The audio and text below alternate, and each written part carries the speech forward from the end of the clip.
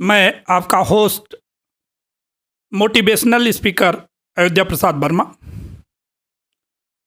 आज बात होगी जोश पर होगी, क्योंकि नेटवर्किंग की दुनिया में ऐसा कोई इंसान नहीं कि जो बिना जोश के कोई कुछ कर सकता है। कहते हैं मेहनत से शोर होगा, एक दिन ऐसा दौर होगा। दुनिया का सबसे बड़ा मोटिवेशन क्या है? क्या वो पैसा, नेम, फेम व ब्रेकअप है? शायद इसमें से कुछ भी नहीं। दुनिया का सबसे बड़ा मोटिवेशन वो आपका हालात है, आपकी मजबूरियां हैं, आपकी परेशानियां हैं, आपकी जिम्मेदारियां हैं। ये चीज़ वो करवा सकती हैं जो दुनिया की कोई चीज़ नहीं करवा सकती। पैसे का लालच वो नहीं करवा सकता जो पैसे की कमी करवा सकता है। ना पूछ कि मेरी मंजिल कहाँ है, अभी तो सफ़र का इरादा किया है। न हारूंगा हौसला, चाहे जो कुछ भी हो जाए, ये भी किसी और से नहीं, खुद से वादा किया है। नाम होता है उसके काम से, दुनिया के सबसे लकी आदमी हो जिसके पास कुछ भी नहीं है। यही वो टाइम है जो तुम्हारे पास खोने को कुछ भी नहीं है, पाने को सब कुछ है। जब कोई इंसान जमीन से उठकर आसमान को छूता है तो उसकी वैल्यू बढ़ जाती है। यही वो वक्त है जो तुम बदल सकते हो और कुछ पा सकते हो। रख हौसला, वो मंजर भी आएगा। रख हौसला, वो मंजर भी आएगा। प्यासे के पास चलकर समुंदर भी आएगा। यूं जमीन पर बैठकर क्या आसमान देखते हो? अपने पंखों को खोल, ये जमाना सिर्फ उड़ान देखता है। ये जमाना सिर्फ उड़ान देखता है। इसमें बात की जाए थॉमस अल्वा एडिसन की। जब वो बच्चा विद्यालय गया तो मंद बुद्धि का बच्चा था।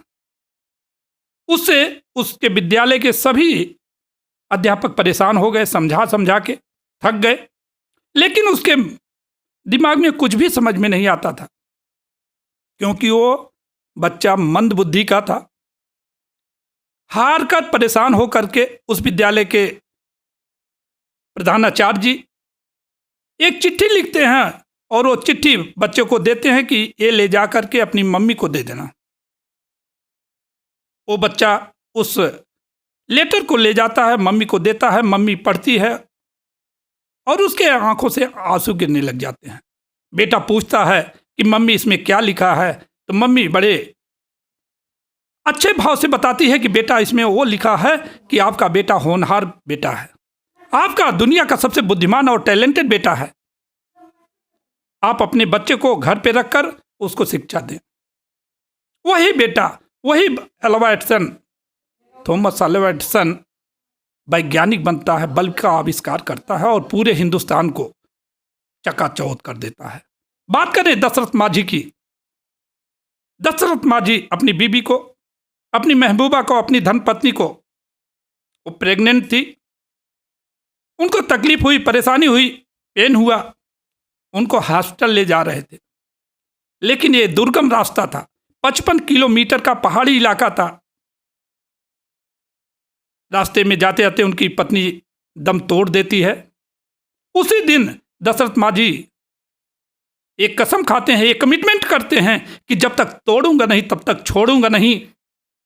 वही दशरथ माझी जिसके पास साधन संसाधन की कमी थी, वो गरीब थे, बेचारे थे, लेकिन 55 किलोमीटर के जंगल और पहाड़ी जैसे इलाके को 22 सालों में उन्होंने छेनी हथौड़ी से तोड़ के रास्ता बना दिया।